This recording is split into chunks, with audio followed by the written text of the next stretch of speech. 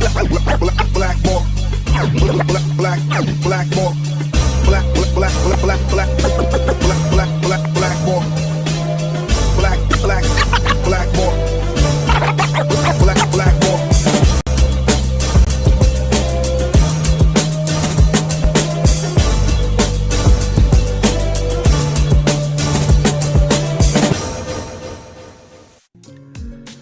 What is up, everybody? My name is James D. Fiore, and this is Blackballed. On, I believe it was June 29th, Cheryl Hope came on the show, and it was a first for this podcast and a first for Cheryl, in which she detailed the abuse that she had suffered at the hands of elders within the Plymouth Brethren Christian Church, aka the Plymouth Brethren Crazy Cult. And since then, we have experienced an avalanche of awareness of this group, thanks to the bravery of people like Cheryl, people like Lane Admiral, people like Carmen Drever, people like Richard Marsh, and others, where we want to shine a spotlight on one of the most problematic features of a Western democracy, which is the way that the freedom of expression, freedom of religion is interpreted by the state. And what the state has done, and when I say the state, I mean mostly in Western countries, Australia, New Zealand, the UK, United States, Canada, is that we have sacrificed lives for the protection of religion. And we feel, at least I feel, that we can have freedom of religion without having to enable cults to abuse people. And I spoke to my guest today a few months ago, and we have my lawyer has basically told me that I cannot have people on the show unless that they that detail abuse unless they have filed a police report. But if that person has already told their story, then we are clear in something called Grant versus Torstar in Canada, which allows people to broadcast and to talk about stories that have already been published elsewhere.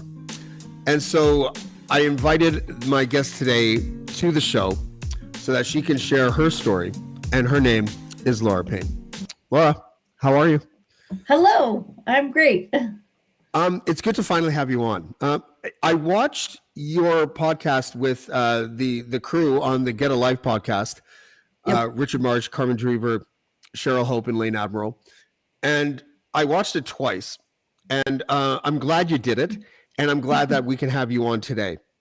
First of all, can you tell us where you're from? I'm from San Antonio, Texas, and I live in a little suburb outside of San Antonio now. Okay. I learned some stuff watching your podcast with the Get a Life crew. And I didn't know this. I just want to start off here just because I find it interesting.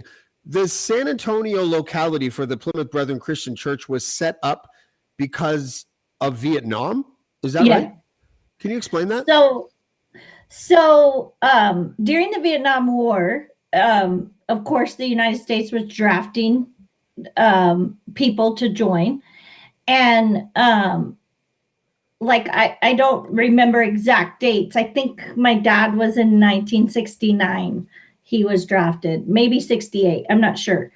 But he was actually drafted with Carmen Drever's father at the same time. And so they got to basic training. All of the basic training for the Army at the time was done at Fort Sam here in San Antonio. That's not the case now. The Army has basic training in other places, but they were all coming here. And because there was so many, I guess you could say, young men from the PBCC at the time, we called it the Plymouth Brethren or the Exclusive Brethren, that they decided that there needed to be a meeting here, like a locality, like a group of individuals that were brethren that came to live here in San Antonio, so that on Sunday they would have a place to go for church for the Lord's Supper. And they would drive to the base and pick up the men and take them back to their home and have the Lord's Supper. So it strikes me that it was at a different time back then, because from what I understand, Brethren members aren't allowed to vote. No. But they're allowed to And go yet and they fight. donate an insane amount of money. Yeah, that's right. But they're allowed to go fight for their country? Yeah, but they were conscientious objectors. They couldn't carry a weapon. Wow. Yeah. That only works out in that, what's that movie, Heartbreak Ridge, or whatever it's called? Yeah, something like that, Yeah. where the medic saves all those people. I love that movie. I'm not even religious, and I was really moved by that movie. I thought it was a good movie. Yeah. Okay, so you were born in the Brethren, as most people were, Right. almost everyone actually, and your family was were you like third generation or something? I'm not positive. I know my parents were both born into it. Okay. Now my grandparents, I'm not positive there. I think my grandpa came into it. I don't know the story about how. I haven't asked my mom. And on my dad's side, I'm not sure if my grandpa was born into it or if he was the first one that came into it, but I know that like several of his family had been in before him. Okay. I'm not positive on all the details. Okay. Now, can you give us an idea before we get into the more painful stuff? What is life like for a child growing up inside the Plymouth Brethren Christian Church? Well, I mean, when you're a kid, you don't know any different. But like all the things that your school, like at the time we went to public school, they have their own schools now. But when I was growing up, we went to public school. So like I looked different because we always had to wear a skirt or a dress. We weren't allowed to wear pants. We couldn't wear jewelry. We couldn't cut our hair. As you get older, like you couldn't wear makeup or anything. So you felt different because your clothing was different. And I got made fun of a little bit, not really that bad, really. It was more when I got to middle school and they required you to wear this headscarf on your head. And I would wear it to school, take it off and stick it in my locker and then put it on at the end of the day before my mom came to pick me up. Because I was like, I'm not wearing this thing. I think I was in like 6th or 7th grade. We couldn't like go to our friend's house. I had a friend down the street that went to school with me. And I would say that we were friends from probably like 1st grade or maybe even kindergarten. Like I knew her all my life. I still know her. But I wasn't friends in the sense of I didn't go to her house. She didn't come to my house. That wasn't allowed. Yeah, you're not allowed to break bread, as they say. Right, which really means you can't eat with anyone who is not in your church. Right. And technically, really, you can't have friends with people who aren't in your church. Although they were my friends at school, that's where the friendship ended. There's a school friend only. Right. Now, as we've detailed over and over again on this podcast, the life of women inside the Plymouth Brethren is oppressive and basic. You can't really speak unless you have permission to speak. Your job is to basically have babies, take care of babies, to sort of obey your husband and all that stuff. Does that start for little girls when they're young? Are they conditioned to understand that? And is there a difference between like a 4 or 5 year old girl and a 4 or 5 year old boy, both inside the Brethren? Is there like a difference between how they're treated at that age? In the sense of like you start training the little girls right away, like to help out with ironing or washing or cleaning, or, we have these church meetings. In San Antonio, we had them probably at least once a year, if not more. There's different kinds of them. They had 3D meetings, they had fellowship meetings, and it's the different names for them were just kind of describing, like, I guess the importance of them or whatever. Mm-hmm. They would kind of be like church revivals, I guess, where people would come and we didn't believe in staying in hotels or eating in restaurants. So you house them, you feed them 3 meals a day, you go to church, at 3D meetings, you go twice a day. At fellowship meetings, I think it was once a day. And somebody important that's like a leader in another city comes and like preaches. You know what I It's mean? like a billet system, basically. Yeah. Yeah. Okay. So yeah, I would say, yeah, from a young age, there's like the men are the ones that go to work and make the money, and the women stay home, and that's what you're gonna do. You're gonna get married one day and have babies and do all the household stuff, like very 1950-ish. Yeah. It sounds like it. But life for you and the Brethren was pretty dark, though. Yeah, so my story is a little interesting because my dad was the local leader. Oh, wow. When I was a little kid. So I have one life that is from birth to age 10 while my dad was the leader. And then I have this second life from age 10 and a half to when I left at 21. And he got booted from being the leader. And I don't even know what for, but it wasn't a good reason. They just decided he was no longer the leader. And that life was also bad in a different way. So I don't know. We want to just jump right in. Whatever you're comfortable with. I wasn't sure how to. I'm never sure. Like, I'm going to be totally honest with you. I am not an expert at this, right? Like, all I care about is that you're comfortable. And well, this is not my first time to tell the story, so I'm not as like nervous as I have been in the past. Okay. But so my dilemma as a kid, like when I first started thinking about leaving, I was probably 15 or 16. Mm-hmm. I was getting to the age where I was old enough to want something to be done about what had happened to me. And I wanted to address what we would call the assembly. And that would be the church group, and go to church and like bring it up. Like, this is what has happened, and like solve the issue. And of course, no, we're not doing that. And so at the same time, I had wanted to write a letter. If I can't do that, then I would like to write a letter. And to one of my abusers, and they were like, well, that person is not in the church anymore, like they've been excommunicated, we don't know if you can do that. So they had to ask like permission from the higher ups if that was even allowed. Anyways, to backtrack a little bit back to my childhood, so from age 4 to age 11, I was abused by 3 different people, and I'm going to choose to leave them nameless for lots of reasons.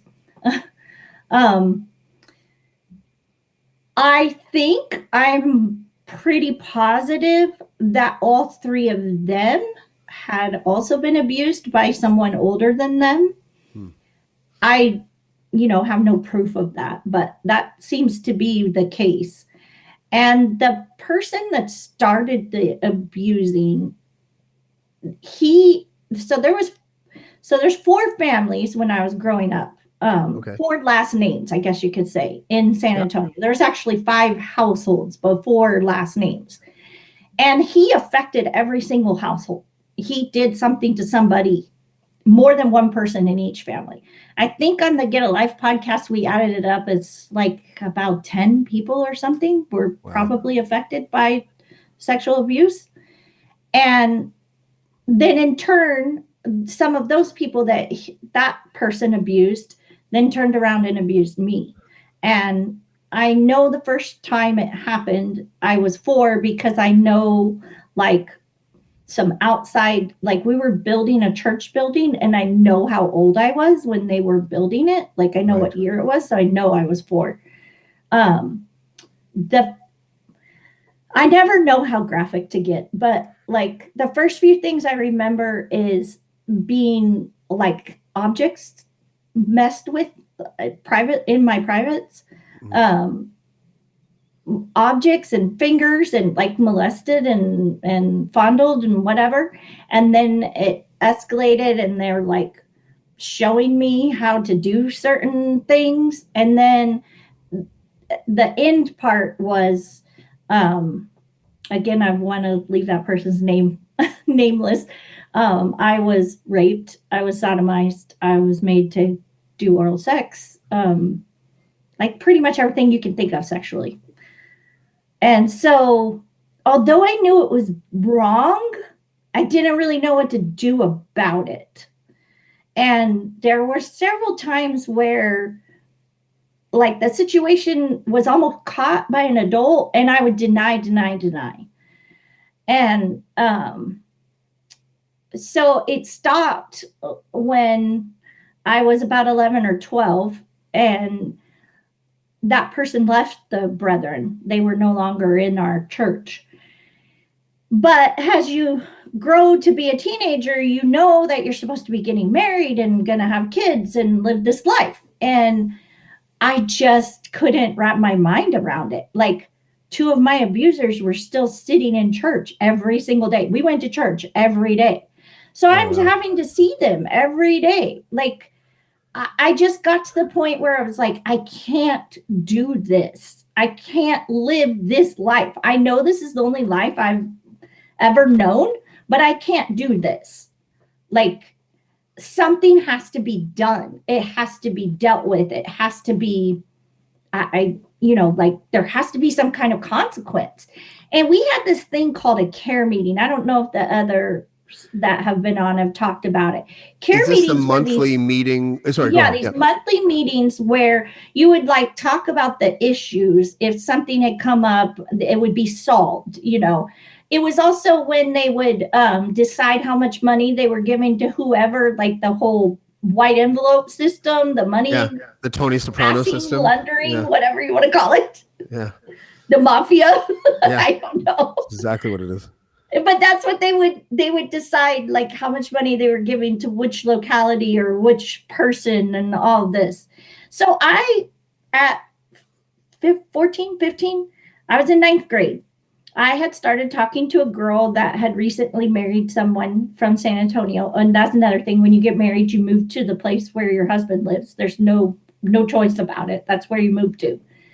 And I had just befriended her and started talking to her, and I was telling her stuff about my past and thinking that I was telling her in confidence. Granted, she actually did sort of do the right thing. She told her husband, and then her husband went to the leader of the church at the time. But basically, they ambushed me one day. I think I was about 15, 16. And they said, you have to stop talking about all of this stuff. Basically, you've confessed to this woman and you need to stop talking about it now. Like, no more stories, no more confiding in her. And I'm like, okay. And they said that they would go and talk to my parents about it. They never did, but I didn't know that. So, and I found out, like, after I'd left and after my family left years later, that's why I was so angry at my parents. I thought they went and talked to my parents and my parents didn't do anything and they didn't care. In truth, they never went and talked to my parents. So both of us my parents didn't really know why I was so angry. And I went to live for a time with another family because I was so angry at my parents. I didn't even want to live with them. So I went to live with another family in the Brethren. And finally, at 16, I was just like, this is never going to change. I might as well just go back home. Like, nothing's going to come of this. Nothing's going to happen. And so I just went back home, and sort of between 16 and 21, I was just trying to figure out, how do I get money? Where do I, I work for the Brethren. I worked for a Brethren business. So if I leave, I'm not going to have a job. I'm not going to have a place to live. How am I going to support myself?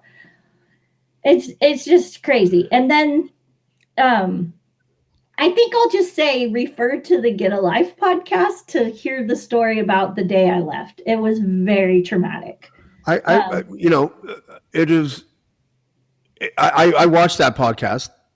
The picture that you paint, and I'm not going to get into like any of the stuff that would make you feel uncomfortable. Just the way that you described going to your room to pack a bag.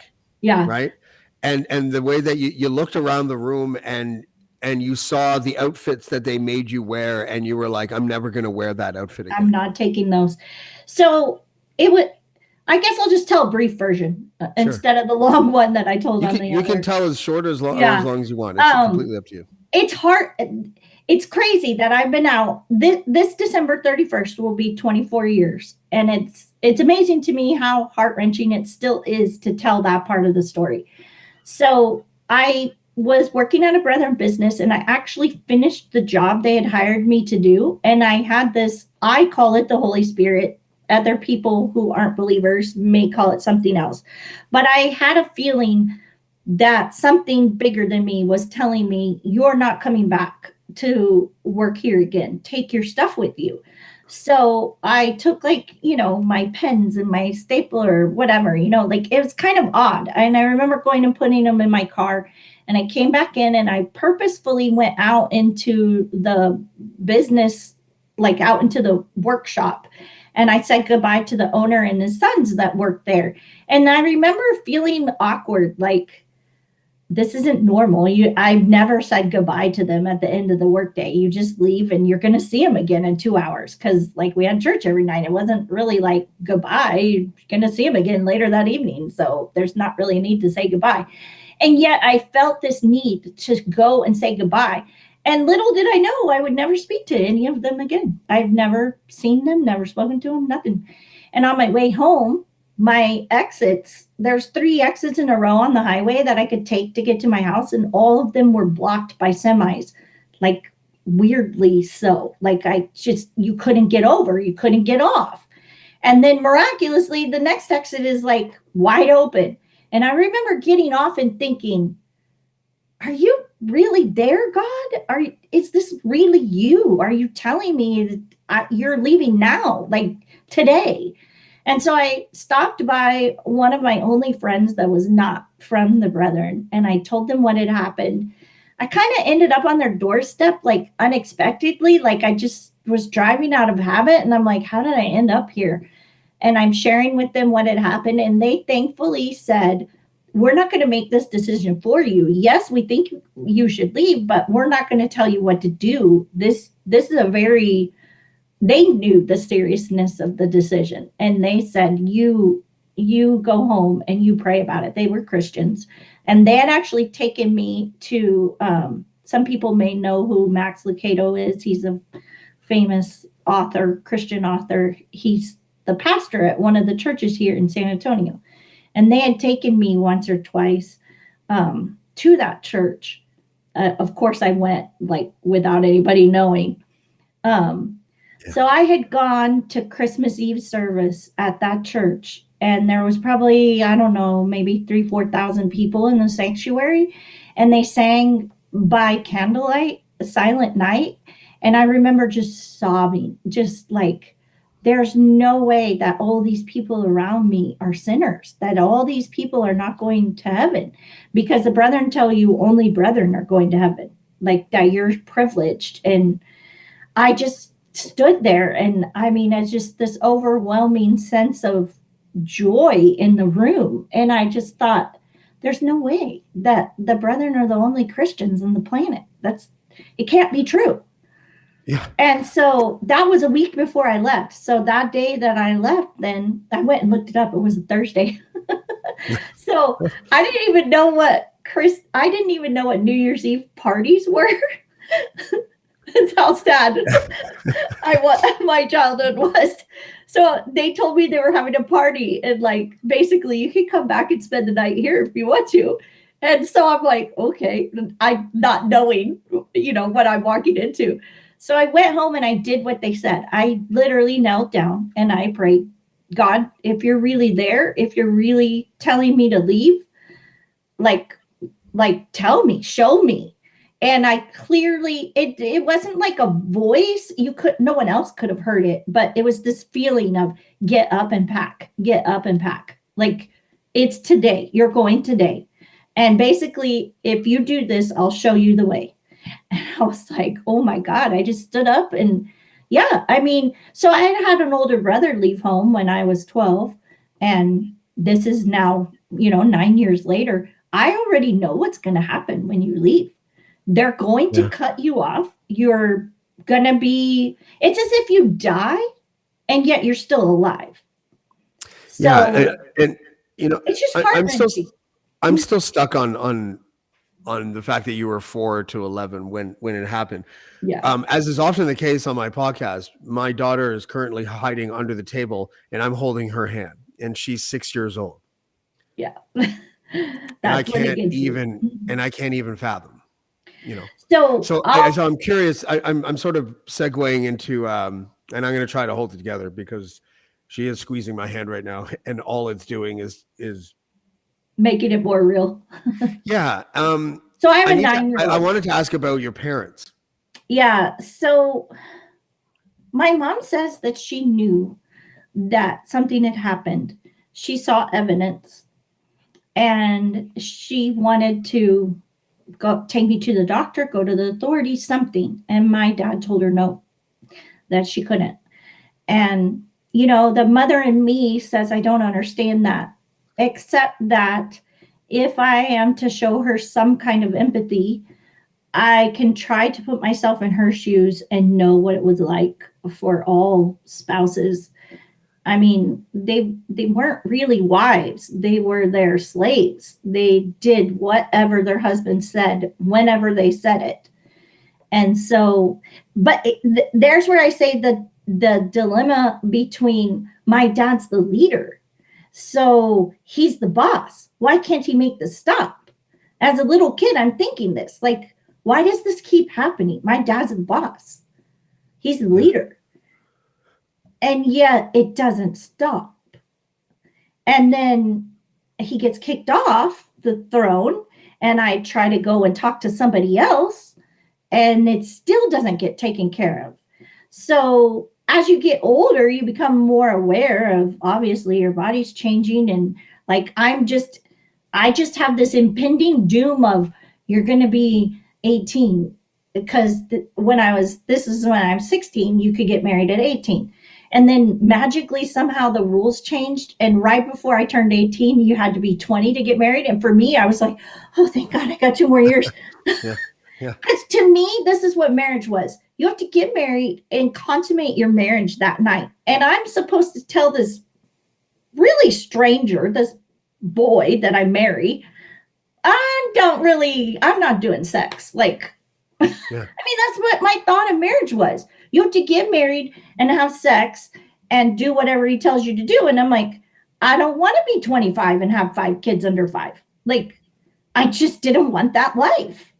And I didn't know another life. And yet I'm like, I'm so terrified of anything in relation to sex. I'm like, the thought of even trying to whatever, I didn't even know what consummate a marriage meant. Yeah. I just knew it meant you had to have sex. And I was like, I don't want to. I know what you mean, because when I was young and I used to hear the word consummate, I just thought of soup broth. Yeah. It's like, what is that? It's a weird term. I don't know. Yeah, it is weird. The other thing is that I'm thinking of while you're talking, especially before, was the idea of your abuser being excommunicated and that still not being enough for them to help you. Elders in the church. No, that person left on their own accord. Like, they didn't get kicked out. They had left on their own accord. They chose to go, what we called go into the world and go live a worldly life. And so it was like, okay, well, that person's gone, but what about these other 2 people? They're still here, and I have to see them every day. And so it got to the point where the anxiety of, like, you're going to get married soon was just so much so that my body was shutting down. Like, I was so anxiety ridden all the time. The nightmares became daymares. Like, there would be times just sitting there that I would have terrible flashbacks. And I mean, it's like you're reliving it all over again. Yeah. It got unbearable. I had terrible stomach cramps. I tried to go to the doctor, and like, basically I was looking for a medical reason for why I was in so much pain emotionally. And of course there's not one. And I mean, they did a lower GI thing and upper GI, like, and they basically just said, we can't find anything medically wrong with you. We don't know why your stomach hurts. And it just kind of, I remember when the doctor told me that, I just was like, so you're telling me I'm crazy. It's just all in my head. I don't really have anything wrong with me. Because I wanted desperately there to be a reason why I was hurting other than this mental anxiety. And how old were you at the time? I was probably like 17, 18 years old. And you obviously probably didn't discuss the trauma that you had experienced. No, I wasn't telling the doctors why I was in pain. Right. Are they Brethren doctors? No, we were allowed to go to regular doctors. Okay. But I knew that I needed help. Like, and I also knew Brethren don't believe in psychologists. They don't believe in mental health being a thing that people need help for mental issues. You're not allowed to visit a psychologist. Actually, I think the rules might have changed recently because, of course, it's another way to make money. If there was ever a group that needed to visit psychologists. Of course. Yeah. I've heard that the leader now, Bruce Hales, has said that, yes, some people need to go to therapy or whatever, but like you have to go to one that they okay. And I'm sure they tell the therapist, you can only say this and that. Like, I can't even imagine going to a therapist that's condoned by the Brethren. It's just crazy. So my mom actually told me I had gotten a job at 17 as a teacher's assistant because I graduated school early. We had to do homeschool, even though I didn't want to. So I did 10th, 11th, and 12th grade in a year and a half. So my classmates were juniors when I graduated. And I started subbing because at the time, there was no Brethren business that had a position that I could work for. And my dad didn't have the kind of business that I could do like paperwork or whatever. Anyways, so I started, it's actually, I think, a blessing. I started subbing in the local schools. And at first they told me I could only sub at the schools where the Brethren kids went. And then I just kind of broke the rules and went to all the schools. I didn't really care. And it was during that time that then I got hired as a teacher's assistant in pre-K. And I was working for Alamo Heights School District, which is where we lived. Like that's the schools that I went to when I was little. And it was there that I realized there is a whole nother life. Like you don't have to live this one. And so I don't remember exactly how it came about, but after all those medical tests, I was like, I have to go see somebody. I've got to seek some help.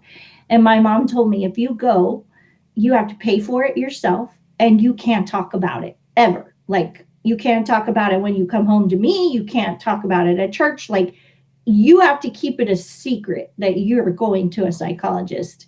Don't ever talk about it. Well, so how many secrets is a person supposed to be expected to keep, you know? Yeah. I mean, yeah.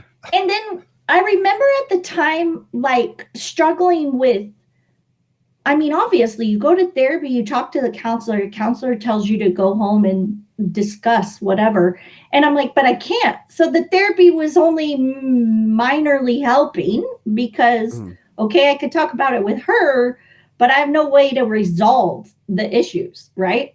Right. And so it just got worse and worse. And there was times when the stomach cramps would get so bad that I would like pass out from the pain and hyperventilate and just like go unconscious. Like it was so bad. I couldn't even hardly walk. And was it eventually realized that it was like severe anxiety or ulcers? Yeah. Like what was it? You know, I just, after all, like basically I exhausted all the medical tests that you could think of. Like there must be something wrong with me. And when I finally realized there's nothing wrong with you, it was like, okay, you either live with this, get married and live this life, or you're going to choose a different life. And so it just took a little while to figure out how to leave, how to lead a different life, because I already knew if I leave, you're giving up all of this, because I'd already had a brother do that. So they're not going to speak to you. You're going to call home. They're going to hang up the phone on you. All your friends that are really just acquaintances because they have to be, they're never going to talk to you again. You're not going to, I mean, you lose everything. So the day I left, I lost my job. I lost my house. I lost my social network. I lost my church. I lost my friends. Like, my entire way of life was in 2 suitcases. 2 suitcases I packed up. And I was like, at the last minute, I threw in my journals and my Bible. And I'm really glad I did, because I've told Cheryl and Carmen, I kept journals all my life. I guess that was a way to get it out of me. Like, I would write stuff. And it's hard for me to go back and read some of them. Some of them are extremely explicit. So that's why, like, for me, I know it's not a lie. Like, I didn't dream this up. Oh, There's no. written evidence. Yeah, I was wondering about, and we don't have to dwell on this at all, but you know, if you're a parent and your child is being abused for 7-8 years, isn't there injuries? Yeah. And is that the That's what evidence I that your mean. My mom- mom saw evidence. Right. And she felt like she couldn't do anything. You know, and I just, as a mom now of a 9-year-old, I just can't imagine. Like, if I knew that somebody had done something to my daughter, I'm pretty sure they'd be dead. Like, literally. I don't think I could let the police handle it. No. Like, I can't imagine how you do that, except for I know what they lived through. I know how they were raised. And so if you're thinking of it generation upon generation, it's just normal to them, even though it's not normal. What was it like when you went to church and 2 of your abusers were there? And were they ever, you know, deliberately kind of sinister? Did they look at you in a certain way, or did they just kind of ignore you? Yeah, no, they didn't act like anything was wrong. They didn't try to do anything. It's not in the church building where people can see. It's always somewhere behind closed doors or secretive, you know. So the upshot of why I wanted to leave was I had wanted to write a letter to all of them. Well, really, I wanted to go to the care meeting and be like, this person did this stuff. And they're like, oh, that's not what the care meeting is for. And I'm like, I'm pretty sure that is what the care meeting is for. That's what you've used it for. Like, I say used it for in the sense of, you know, when other people would do something wrong, they'd go to the care meeting and call them out in front of the church. And that's what I wanted to do. I'm like, do something about these people. Don't let them keep doing this, you know? And so, like, the abuse itself had actually stopped. But as a teenager, I'm still going to church with these people. And I'm thinking, again, I have no proof. There just was, once you've been abused, you kind of know when other people are being abused. Like, I was pretty sure they were doing things to their children. But again, I have no proof. Yeah. And so it's this dilemma of, what do you do about it? You don't have a picture of it. You don't catch that. I mean, they haven't been caught in the act yet. Yeah, it's hard to find a recourse when you're that young in order to find justice. This is a difficult question to ask, and I just want to preface it by saying there's obviously no insinuation or anything, but I know that one of the big things of people, especially men actually, who experience childhood trauma, is the fear of people finding out that they were abused as youngsters because of the perceived pattern of the abused becoming the abuser. Did you ever have to, like, face anybody who sort of had that vibe towards you, or do you understand what I mean by that? Yeah, I actually never have. That's good. But like you say, you know, like, the general public views men who have been abused differently than women or girls. Like, And I'm not really sure why, because if you're a child, you're a child. It's just as bad. Yeah, I Like, think it that doesn't matter if you're a boy or a girl, it's still abuse.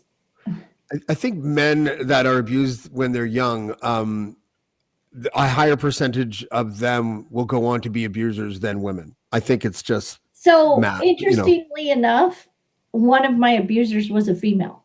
Yeah. Two of them were males and one was a female. And I'm pretty sure all three of them had been abused by the first person. Do you know how old they were when they were abusing you? Let's see. One of them's about 5 years older than me. The other one is 9 years older than me. And the other one, maybe 10 or 11 years older than me. So they were young. They were like late teens. They were 20s. like teenagers doing this to a little girl. Yeah. Wow. So back to what you were saying, I just thought of something when you were saying you were holding your daughter's hand. So recently, she's now punching my feet really lightly. My daughter is 9 and she was having some friends over, and I've had this, I mean, maybe not unnatural, but this like fear that something's going to happen to her. Like, well, it also took us 5 years to conceive a child. And so I feel like she's a major blessing. And so I've been like overly protective. Like when I was little, or when she was little, I would like not let go of her hand and like very protective at the store. Like somebody's going to steal my kid. I just always thought something bad was going to happen. Yeah, that's the other way. That's the other way that people go. People either go in the direction of becoming an abuser. That happens a lot. Or they go into the total protection, like overprotect.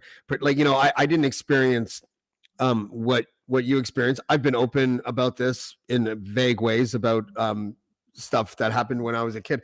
But when I grew up, I became fiercely, like I was afraid to like, I would bathe my children when they were really young, but I would never have a bath with them because I was like strikingly, like I was just horribly afraid of accidentally creating a false memory in them. Right. Yeah.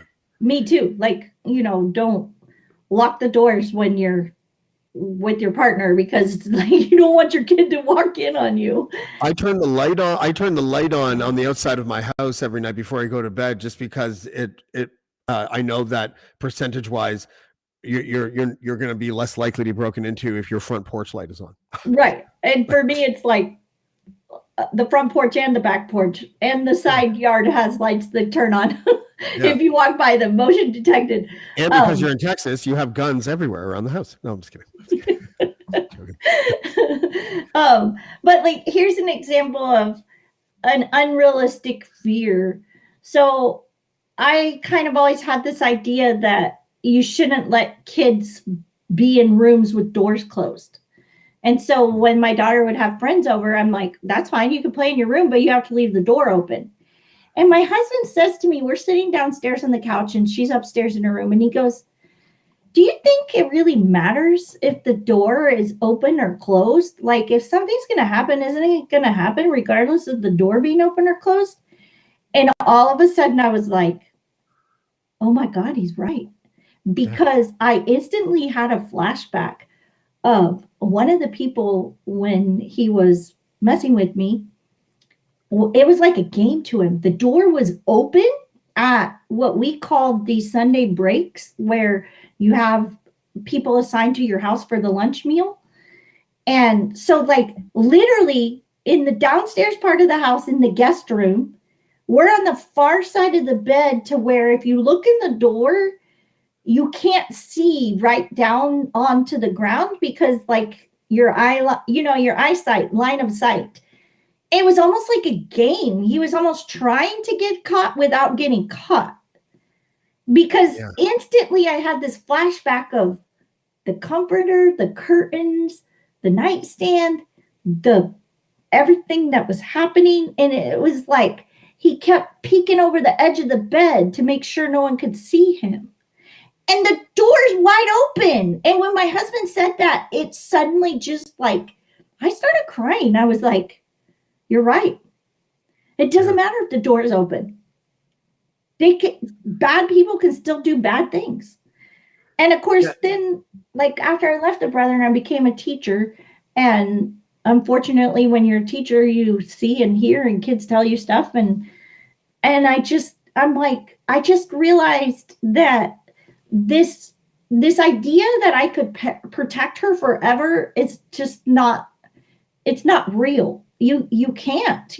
You have to give them the tools to be able to defend themselves. And then if something bad does happen, I hope she trusts me enough to tell me. Like, I couldn't tell my mom, but I hope she knows she can tell me anything. Yeah. I hope, I mean, I hope that too. I'm still very, I wouldn't call it helicopter parenting, because I think, like, there are certain things that happen when in the 70s, 80s, 90s, it probably still happens. Like, I couldn't even fathom sending my, like, 10, 11-year-old son on a hockey tournament with some other person's dad. Are you fucking kidding? Like, that would never happen in a million years. And I don't know why any parent would. And I know that for some people that's like, well, it's a little paranoid. Yeah, maybe, but that's the way it is. To mitigate the risk of something bad happening to my children, they're not going to go spend weekends with adults that I don't know. Call me crazy, Exactly. I'm right there with you. My daughter's in 4th grade, and next year in 5th grade, they go on this science camp trip. And I'm like, chaperone. Yeah. She's only going if I'm a chaperone. That's right. I'm going to be taking a lot of trips in the next 10 years, or if you're in sports, like, I'm going on every trip. Yeah. Now, I don't want this to sound cheap, because I don't mean it like the way Geraldo would mean it or something. But if you were able, because now that I know that these people that abused you were teenagers when they did it, it kind of puts a different spin on it than if they were 40. Like there is, and I'm not saying it's better or worse or anything like that. But it has a different ring to it, and I'm wondering if you were able to speak to them now, what would you say to them? Well, actually, after I left, I did speak to all of them. Oh, you did? Yeah, because the brother wouldn't let me. So I was like, okay, I'm going to do it my way. Yeah. So I don't remember too much of what they said exactly, except that 2 of them were just like, of course, they were still in the Brethren, and I was out now. So they basically just stood at their front door, came out on the front porch, and were like, oh, I'm so sorry. I don't really, I'm sorry if I did that. I don't really remember that, or whatever. And I was like, okay, I guess what else do I say? And the other person also said that, and it's just, there's some things that have happened in that person's life that I feel like they've paid their dues, I guess. They had to deal with some things themselves. And so I feel like we've come to an understanding. And this is the part that is very definitely, I feel like, supernatural. I don't hate any of them. I forgave all of them, like, almost immediately when I left. And I really just, like, people say, well, how do you forgive them? I don't know. Logically, I don't have a reason. I just felt, I don't know, like God has forgiven us for so much that we in turn forgive others. Now, what's funny about that is I feel like I've forgiven my abusers, but I still hold a lot of resentment against the leaders in the church that knew stuff and didn't do anything. And since Richard Marsh and Cheryl have come on your show and all of this is like blowing up, it's that same thing that Cheryl says. It's not really that you want someone to go to prison. You want the world to know, just like we all know that Catholics had all these pedophiles. I want everyone to know Plymouth Brethren Christian Church. There's nothing Christian about it. They're not a church. They're a cult. I want them to be famous, like you say, like that. These are evil people. Their RRT is a joke. The UBT is a joke. It's a manipulative, awful, controlling cult. And now it seems like it's all about money. And this is their leader. His name is Bruce Hales. He enables pedophilia. He takes money from localities like Tony Soprano and cash and stuffed envelopes. And this is the guy who thinks that there isn't a problem. And whenever he's faced with a person who writes him and says, I've been abused, he calls it lies. This is the face of pedophilia as far as the Plymouth Brethren Christian Church goes. And I don't care if he sues me. I have nothing. Yeah. Go ahead and sue me. Go ahead and sue me. Yeah. I'm not saying anything false. Leave yourself open to disclosure, because that would be wonderful. You want to sue me? Great. Let's put all our evidence on the table and see who walks away. You know? Exactly. I'm actually seriously considering, I don't know if you know, in the United States recently, Joe Biden passed a law that childhood sexual abuse, you can sue on the civil side, not the criminal. Right. And there's no statute of limitations. There's no statute of limitations. Of course, getting a lawyer to take the case and, all that would cost a lot of money. But I'm actually really, I'm writing a book and eventually it'll get published. But I've kind of gotten fierce about, look at her. I've gotten kind of on fire about this needs to come out. And if we can create I don't even know how you would make a lawsuit worldwide, because it's multiple countries and multiple laws. I suppose you'd have to have a court case in each country where the brethren exist. I mean, I went on the Catholic thing this morning and I was looking at all there's a website that lists all the court cases and how much money's been paid out and all this stuff. And I'm like, okay, let's do that for the brethren or any cult. I mean, you got the whatever legacy school up there in Canada. And we had Warren Jeffs in the FLDS here, Mormon, Scientology.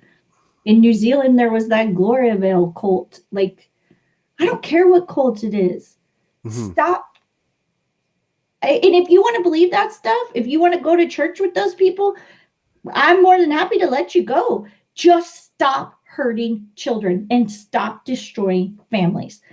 That's where I get so passionate and angry. And my husband would be telling me, shh, quiet down. I get really riled up. Yeah, I'm no brethren wife anymore. Shush me. That's where I'm at. I'm just, somebody do something. Yeah. Make this stop. Stop destroying families. I don't know if I have a magic bullet to make it stop, but I know that whatever it is that I'm doing here, and whatever it is that the Get a Life podcast is doing, we'll just keep on doing it, and we'll continue to hope. I started contacting politicians that represent the riding that Maple Creek is inside today, so we're going to see where that takes us. I want to really thank you for coming on, because I think that I know it's painful. I know you shared your story before, and I know that every time you do, I'm sure that it can be a little bit nerve wracking, but it makes you